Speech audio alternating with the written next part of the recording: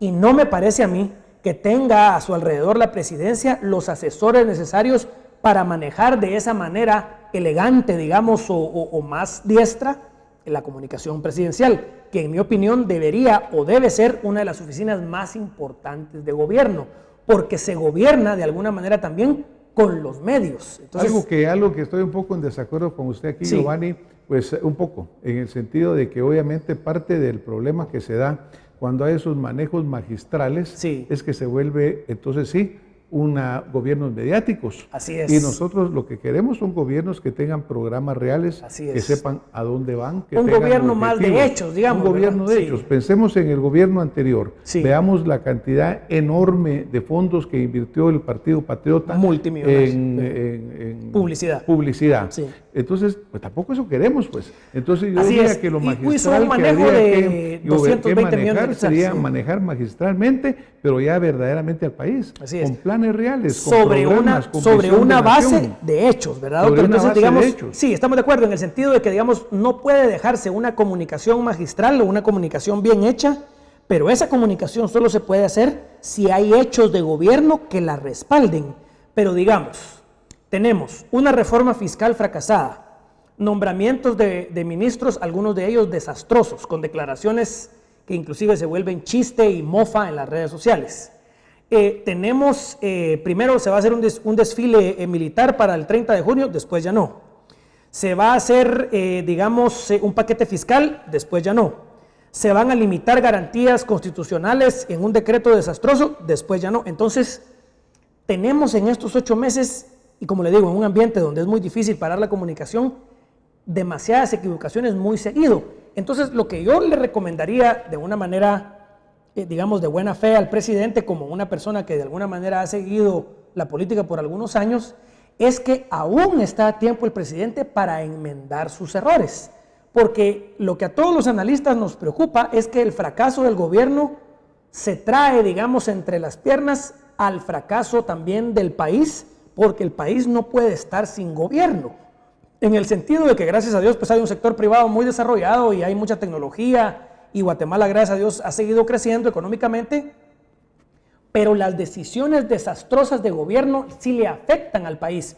Por ejemplo, doctor, la reforma fiscal, con solo el anuncio de que se iban a aumentar impuestos, ya se ha, y digamos la persecución fiscal de la SAT a muchas empresas, ya se está empezando a contraer la economía. Y la misma Junta Monetaria ha anunciado que de 3.7 o 3.9 el crecimiento se va a reducir a 2.9 o 3.1. Entonces estamos hablando de una contracción de un 1% del PIB. Que es muy grande. Esos son cientos de millones de dólares. Ahora, esa es la parte... Con solo el anuncio de aumentar impuestos. Esa es la parte que yo le comentaba a Giovanni, de la parte de la irresponsabilidad. Sí. Porque, mire, si el gobierno quiere plantear una reforma fiscal, yo creo que está en su derecho de hacerlo.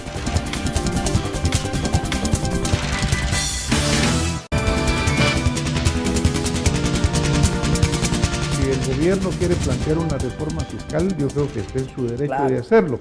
Tendrá que sustentarla, tendrá que tener. Pero otra vez la debe comunicar. Pero lanzar un globito con ese impacto, yo creo que esa es la parte irresponsable. Porque como usted muy bien señala, Guatemala es un país extraordinario. Así es. Usted hablaba de tasas del 3.9, me recuerdo que estábamos en 4.2, en medio de una situación que ve uno cómo crece Por Guatemala. Encima de México, Cuba, Brasil, Costa Rica, o sea, ha sido una tasa de crecimiento muy noble a pesar de todo. Pero lo que sí debe darse cuenta es que el gobierno sí la puede afectar gravemente. Y la está afectando. Así es. Por eso es que es la parte que debemos decir, miren, a ver, aquí dónde dejamos nosotros de estar o dónde queda el poder ciudadano, ¿verdad, Giovanni? Porque digamos que la plaza, muchos dicen, no fue la plaza la que votó al presidente. Sí. Creo que obviamente no, hubo muchos otros factores externos, factores que internos, se juntaron. Sí. Pero obviamente la plaza fue un resonador, fue fundamental. Sí. Ahora pareciera de nuevo que estamos en un gobierno sumamente, diríamos, irresponsable, con el respeto, si se quiere, a sus funciones, pero ha sido irresponsable. Porque poner en peligro, muy improvisado, lanzar este decreto, lanzar la reforma, y después, no, miren, vamos para atrás en la reforma y la vamos a estudiar muy bien. Yo creo que eso es grave. Porque había que haberla estudiado antes, ¿verdad, doctor? Total, y no solo eso, sino muchos economistas con experiencia, muchos que han sido exministros de finanzas, le recomendaron al actual ministro de Finanzas que primero la explicara. No digamos, no, entonces yo no voy a hablar con nadie, el CACIF está pidiendo diálogo, no lo vamos a hacer, no vamos a hablar con las organizaciones sociales, no vamos a explicarle a nadie lo que vamos a hacer, sino de una vez el Ejecutivo va y se presenta de manera intempestiva con el paquete al presidente del Congreso. Entonces, digamos, eso lo que demuestra es que no hay un manejo político. Y para, como se dice en el dicho coloquial, ¿verdad, doctor? Para hacer pan se necesitan panaderos. Pero me preocupa para hacer política se necesitan políticos. Pero me preocupa que ni político ni técnico, entonces, porque está bien, pensemos que hayan sido políticamente incorrectos y mire, aquí traigo un paquete. Sin explicación y sin pero nada, un paquete bien hecho, un paquete de calidad, un paquete que verdaderamente soportara la crisis o la crítica.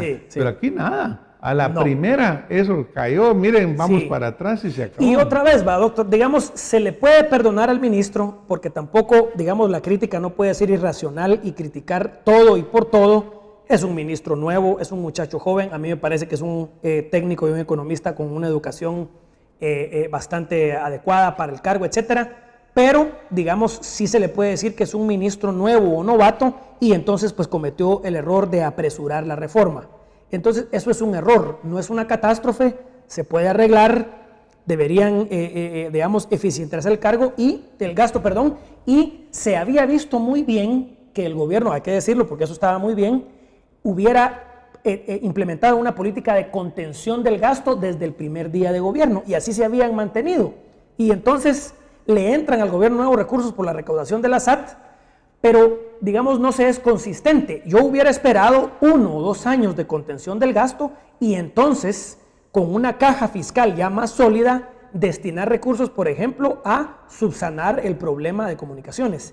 Pero en comunicaciones se nombra a funcionarios o que tienen visos de corrupción o que son contratistas del Estado o que no tienen experiencia y entonces tampoco no estamos viendo una construcción de carreteras o una reparación de carreteras adecuada. Por ejemplo, yo que me he desplazado un par de veces este año al interior del país, he visto la carretera, una de las carreteras principales, que es de Guatemala a Quetzaltenango, muy deteriorada. Y otra vez que tuve que ir por cuestiones académicas a Mazatenango, la carretera de Guatemala a Escuintla y conexión con México por la costa sur, también muy deteriorada. Claro. Entonces, digamos, no se mira un manejo, sino que se miran muchos errores. Entonces, lo que el presidente debe entender, creo yo, es que se le pueden perdonar los errores de buena fe.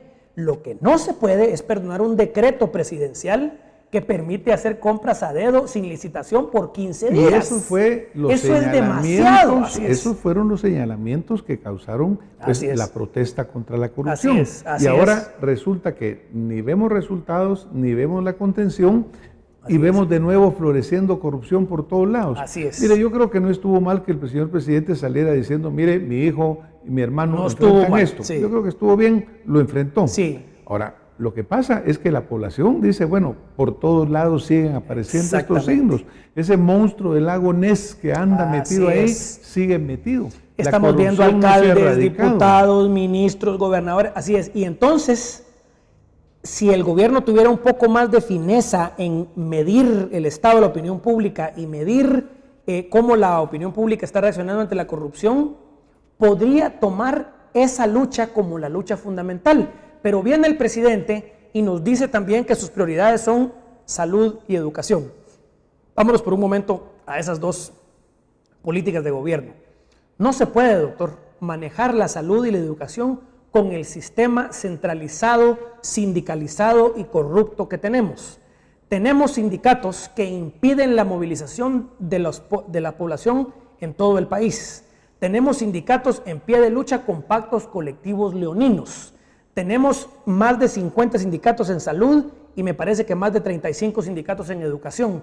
Ese modelo es casi ya irreparable en el sentido de que usted no puede pensar que tirándole más dinero a un monstruo burocrático, sindicalizado y centralizado, usted va a mejorar la calidad de educación o de salud. Preferiría yo que le trasladáramos la educación y la salud a las 340 municipalidades del país. Una efectiva descentralización. Así es, y que entonces los ministerios solo supervisaran la calidad de la educación y de la salud y se redujera la planilla sustancialmente para que entonces ese presupuesto mejor lo ejecutaran las municipalidades, a tener estos dos monstruos, uno de 14,000 millones de quetzales y otro de 6,000 millones de quetzales en educación y en salud, para manejar grandes cantidades de trabajadores sindicalizados que a cada momento detienen el país completo. Y que ahí vemos los resultados. Así es. Entonces, digamos, y que usted puede seguir tirando un montón de dinero. Que ya lo hacemos. Puede seguir incrementando el presupuesto de educación. Por miles. Que igual va a quedar exactamente en el mismo punto. Giovanni, desafortunadamente usted sabe muy bien que en la televisión el tiempo va caminando y caminando aceleradamente. Si tuviéramos que hacer algunas conclusiones, digamos, de lo que sucedió con este último decreto, el riesgo en que puso la libertad de expresión que usted y yo y muchísimos periodistas en Guatemala defendemos, ¿cuáles serían sus conclusiones, Giovanni? Sí, yo creo que el presidente, digamos, sí puede y debería, porque errar es de hombres, pero enmendar es de sabios, dice el dicho.